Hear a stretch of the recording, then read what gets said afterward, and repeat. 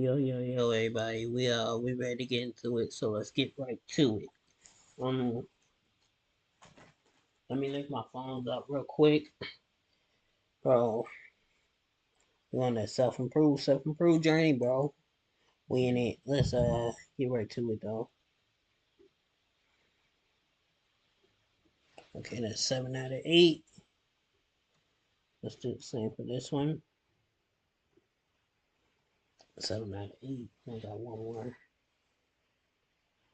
Okay.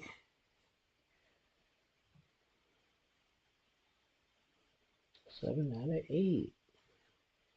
Okay, we got everything synced up. We ready to go, y'all. Let me go to the home screen. I swear I'll be ending the stream and then I start the next stream. Okay.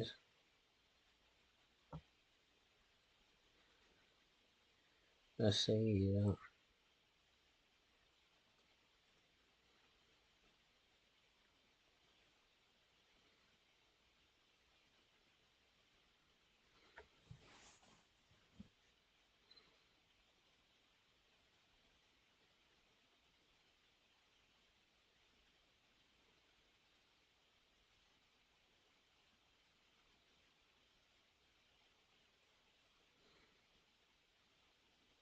Alright, we're just looking to see what we want to react to.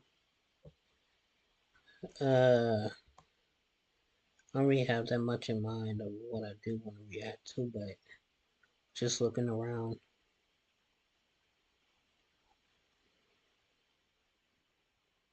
Okay. 17 minutes. I'm not really sure.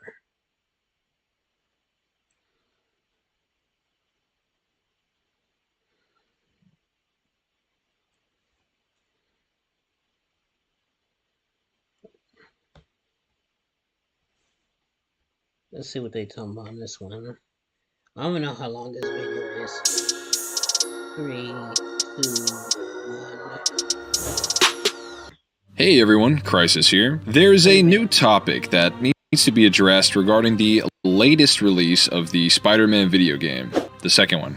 Third, or whatever. See, every time any piece of Spider-Man media comes out without failure, a contingent of fans will deem the new webhead as the strongest one yet. However, seeing as in Spider-Man 2, you fight Sandman, get the black suit, fight Lizard, Kraven, and face Venom, I see it most appropriate to pit Insomniac Spidey against the original cinematic webhead who did technically the same thing. We'll be assessing who would win between Spider-Man from the 3 Sam Raimi films and No Way Home versus Insomniac Spider-Man as seen in the so far 3-game-long saga. To clarify, we will be considering their feats performed by each of their base forms, symbiote-empowered states, and in Insom's case, his anti-venom form which he sports at the end of Spider-Man 2, the 5th one. Final wall to stick to, and get ready as we break down each of their attack powers, durability, combat speed, and special abilities to see who would win.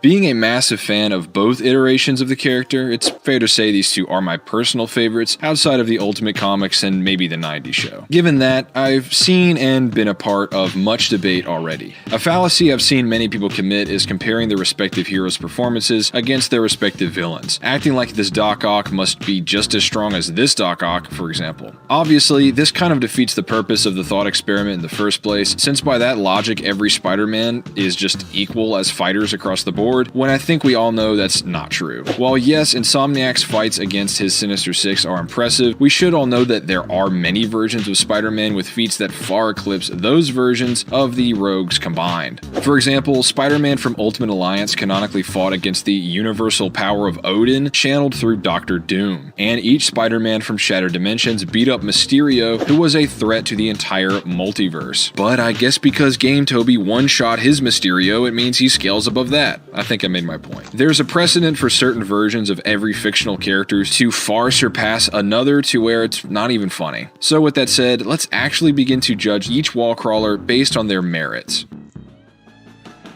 As stated in my various other videos covering Insomniac Spider-Man's power level, Electro in the first game barreled through and shattered a smokestack, with Spidey tanking this and then beating Electro in a 1v2. Keep in mind that Spider-Man was also injured here with multiple broken bones. This feat has been calculated to yield energy nearly equal to 4 tons of TNT, or enough force to destroy an entire large building, which this version of Spider-Man would be able to endure with relative ease. However, in the Miles Morales game, the second Spider-Man was able to absorb and endure levels of energy which would have vaporized all of the New York Bureau of Harlem, this time withstanding up to 485 kilotons of TNT, about 120,000 times more powerful than Electro's feat. Skeptics have made the argument that due to Miles' ability to absorb energy, he'd be more so doing that than outright tanking this level of power. My rebuttal to that would be the fact that this clearly isn't an easy thing for Miles, and it is causing him great pain. If he just diffused it all without a sweat, then maybe I could agree. Obviously, this energy has an adverse effect on him, yet he ultimately withstands it all the same. In the past, I'd say that based on this, that Miles far outclasses Peter in this universe. But seeing as symbiote Spider-Man was able to clash with an even stronger Miles, stated to have evolved Venom Blast abilities, he too would at least be able to endure roughly the same levels of force.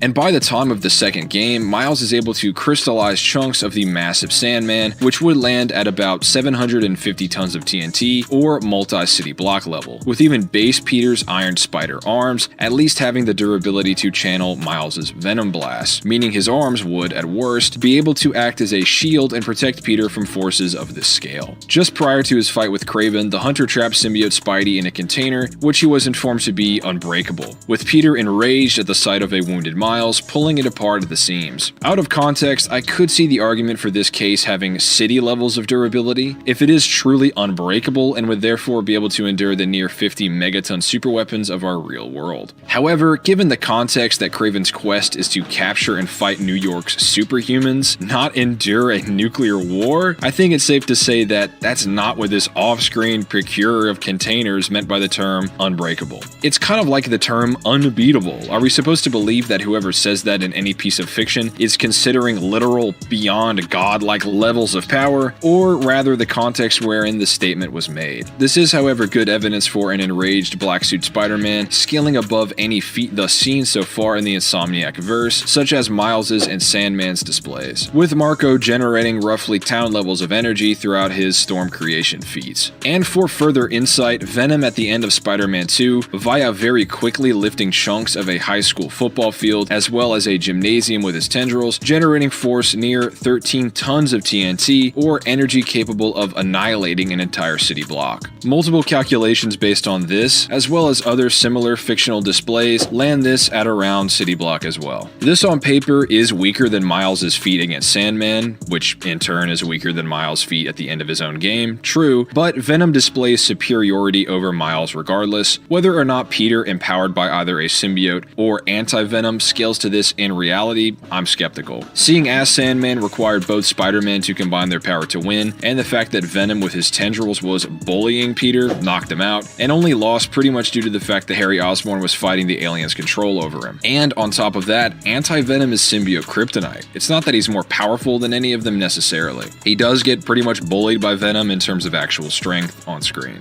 And to anyone who might bring it up, Venom would only be capable of coating the world in goop if he channeled the full power of the meteor. It was a vision of a doomsday scenario that never happened, and surely would have been the end for both Spider-Men anyway. Y'all calm down. Still, just know that for now, Black Suit Spider-Man surely scales to multi-city block, or even possibly large town levels of power, as he was able to combat Miles while they were each fatigued.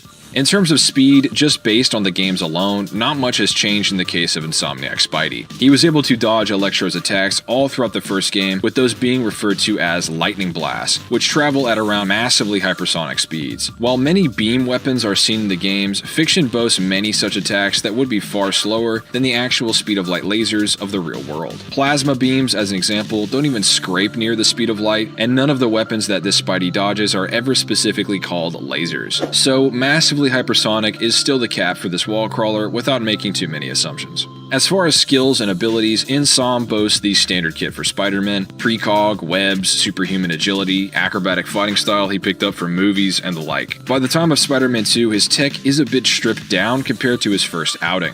He currently wields a concussive blast, a gadget to stun and launch enemies in the air, a web grabber to pull opponents all into one location, further launching nearby objects into them, and ricochet webs. With his symbiote, he can make the use of tendrils, and as anti-venom, he can burn away symbiotes, basically becoming their kryptonite. That's cool. Right? ピザハ新しいberbagi Hokkaido cheese Yeah, they had- bersama. Oh, pizza. They just said Toby. Almost said- What left is there to say? Just in the first movie alone, while fatigued from performing his max lift at the time, and after being wailed on by Goblin, this Peter was able to withstand a pumpkin bomb to the face, and then become so enraged to the point that he just walked it off. Using the calculation derived from these same bomb's prior displays of instantly skeletonizing and dustifying 6 grown adults, a fatigued Toby would already be capable of tanking 40 tons of TNT or city block levels by the end of his first film alone. This is consistent with the power of Goblin's Glider's missiles, with their detonations yielding nearly 80 tons of TNT, still city block level. Keep in mind that while Osborn never exactly hit Toby with these missiles, he himself thinks that they wouldn't get the job done, as he called Spider-Man all but invincible, with his plan therefore becoming one of crushing his spirit and taking him down, as he would become gripped with loss. Keep in mind too that Peter 2 gets stronger all throughout his movies, with the official novel overseen by Sony Pictures stating that he retained all of his power and then some after becoming Spider-Man again after Ock kidnapped MJ. With the villains in Spider-Man 3 each called his greatest foes yet, such as Sandman, who in his fight with Spidey was able to generate earthquakes felt all throughout New York's subway system. This is shown on a byline in the Daily Bugle the day following the clash between Parker and Marco, so it's pretty clear these quakes were a result of their bout. Taking this at face value, which I think is fair to do as clearly JJ hates reporting on fake news, Black Suit Spidey would be able to generate forces nearly equal to 390 tons of TNT or multi-city block level. This is what it would take to generate such seismic energy, as the event was felt enough to be placed on the front page while nothing was necessarily destroyed, meaning that this would likely fall on a class 3 in the earthquake magnitude scale. Peter in his base form was then able to damage a giant and therefore stronger Sandman, surviving many of his overhead strikes without even blacking out, then managing to get up a few seconds after eventually being KO'd, immediately kicking and busting apart this same massive Sandman fist. And he even goes on to clash with his Venom, with the two stated to wield unparalleled power. So similar to how he became more powerful after putting the red and blues back on in Spider-Man 2, that happened here, with a fatigued, broken rib Toby scaling to a greater than multi-city block Sandman, someone who could clash with the symbiote-empowered version of himself earlier in the movie. And evidently, this version of Spider-Man would not stop growing, as within No Way Home, he'd find himself firmly scaling to many of the Marvel Cinematic Universe's strongest displays of strength. Tom Holland's version of Spider-Man boasts his own incredible growth in power. After being officially stated to have unlocked his true strength after digging deep within himself in Homecoming, Peter 1 was immediately able to hold strikes from Cole Obsidian, a powerful emissary of Thanos capable of breaking apart and denting the Hulkbuster Mark II. With the Mark I able to clash with an enraged Hulk who could draw blood from Thor and should be the strongest Avenger by the time of Phase 2. The Raimiverse version of Goblin with his bare, unarmored face, which was never stated to have gotten stronger from being in the MCU, was able to tank and foderize MCU Spidey in their initial fight. I have other videos detailing how Toby is the strongest live-action Spider-Man, but that's not even necessary here. Whether or not you think Tom is holding back against Goblin, he likely would to an even greater degree against Cull Obsidian, seeing as, unlike against Goblin, his family was not in immediate danger there. So Toby would scale to the Hulkbuster and earlier, less powerful versions of Thor and Hulk, regardless, as crazy as that sounds. So Toby, after decades worth of his powers evolving, would be able to endure forces such as Iron Man's city-level laser as seen in Iron Man 2, which was outdone by both Thor and Hulk as early as Phase 1. Or even things like Thor shaking an entire ice planet in his first movie, which would yield around 700 teratons of TNT, or enough energy to destroy a large country. I'm not saying that Toby could destroy a country with a single punch, just that he would survive attacks boasting similar amounts of energy that would be required to do so based on the MCU's power scaling. In the case of speed, Tobey too dodges lightning and as well outperforms Andrew Garfield's Spider-Man, who does the same all throughout his second movie. The MCU cast as well boasts a higher speed meta, with Iron Man shooting particle beams or Carol Danvers shooting photon blasts, with various scaling chains leading back to the MCU Spidey, and therefore Peter too, landing his reaction speeds, or what he should be able to dodge, being anywhere from massively hypersonic to near the speed of light. His powers include precognition, unlimited webs, he can create web bullets, nets, tripwires, and shields, he adapts to his opponent's weaknesses on the fly, he can fight against geniuses wielding high-tech arsenals, he was even stated by the first film's VFX supervisor to have all the capabilities of the main comic Spider-Man, which is clearly pretty insane. With the black suit, he should benefit from a pretty robust healing factor, albeit weak to sound. So with all of their stats and abilities laid out, how would this battle between symbiote and powered Spider-Man go down? Based on just the Spider-Man 1, 2, and 3 films alone, Insomniac would actually be more powerful, scaling to either Miles' feat at the end of his game, or his displays against Sandman at the start of the second game. It's multi-city block at best for Black Suit, or end of Spider-Man 3 Tobey, versus multi-city block to large town level Yuri, in the form of either his Iron Spider arm's durability, or via his symbiote suit's attack potency, meaning he'd be about 1,250 times stronger than any calculable feat throughout the Raimi trilogy. However, considering Tobey's feats in No Way Home, and the fact that Peter 2 grew stronger throughout each of his movies, and would logically continue to do so, even being abysmally conservative, Tobey would scale to Phase 1 Iron Man, with the energy his laser could output being at least over 6 times Miles' Harlem feat when calculated by Versus Battle Wiki, and still nearly 10 megatons more than the same display when assessed by Game Theory. Remember that in the first Avengers movie, the same laser would have run out of power before it even began to cut into a Leviathan's hull, with Hulk and Thor later doing just that through their strikes alone. So Hulk, and therefore the Hulkbuster, and therefore Cull Obsidian, would be able to output excess of these forces, and MCU Spidey tanked Cull's attacks, who Raimiverse characters scaled to point blank. Cull was even able to walk off a strike from Mjolnir-amped Captain America. Food for thought. Even given the anti-venom suit, while it should be able to purge the alien from Tobey's system if he were to manage to put his paws on a possessed Peter 2 long enough, what happens from then on would be pretty obvious. Tobey's ability to instantly recover is insane, and while anti-venom should represent Insom at his strongest, the best feat he'd scale to is still nowhere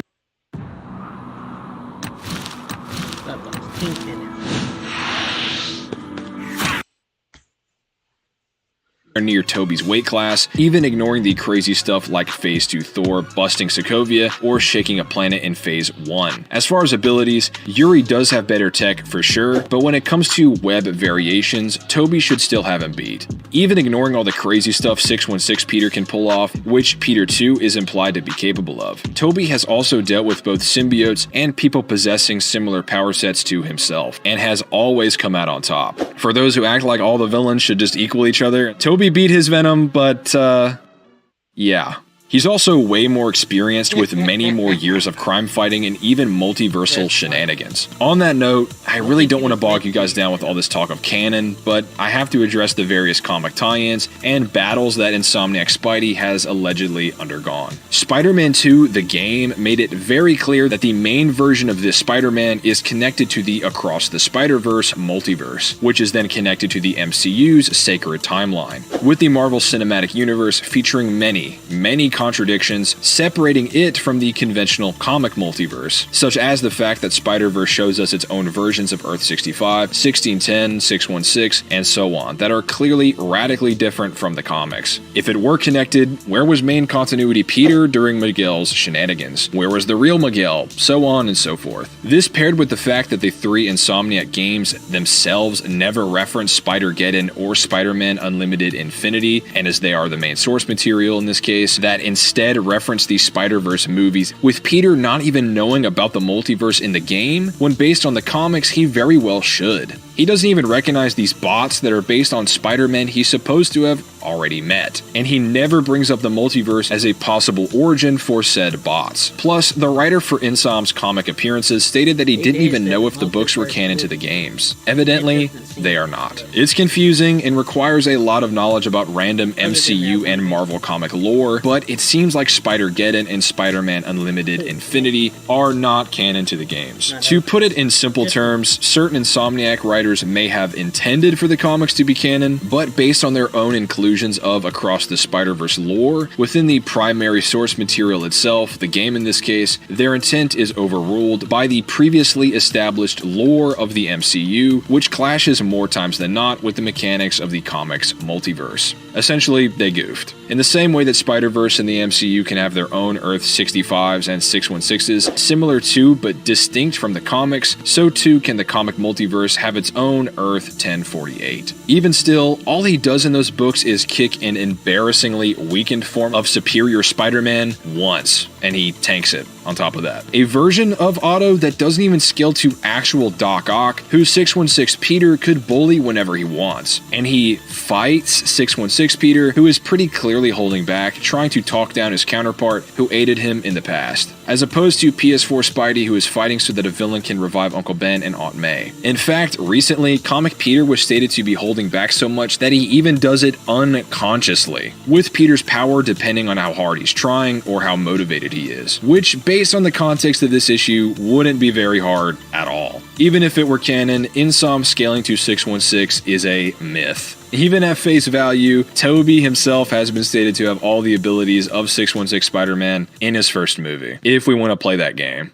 So, when everything is said and done, if you ignore the events of No Way Home, Insomniac Spider-Man actually boasts greater striking power and durability than his Raimiverse counterpart. But when accounting for the entirety of Peter 2's canon history, his contending with beings brushing shoulders with some of the strongest powerhouses in the MCU would make him too durable and swift for his playable opponent. Tobey would as well be too fast to tag, experienced enough to deal with Insom's tech, having fought other Spider-Men and symbiotes already. And since some people keep resorting to lifting feats to determine who would win for some reason, UFC is not a powerlifting competition after all. Remember my explanations from prior videos detailing how Tobey halted and lifted a wall, being pulled by the force of essentially a small star. More than a Ferris wheel for sure, even with one hand. Spidey in the comics has managed to impress Thor and Hulk with his lifting strength, and was compared to them in this capacity in classic Marvel. So Tobey showcasing this level of strength when motivated to his utmost to save Mary Jane is justified and comic accurate, with symbiote Spider-Man being stated to be stronger than ever, and base Spider-Man by the end of Spider-Man 3 clearly being as powerful if not just stronger than that Black Suit Spider-Man earlier in the movie overall.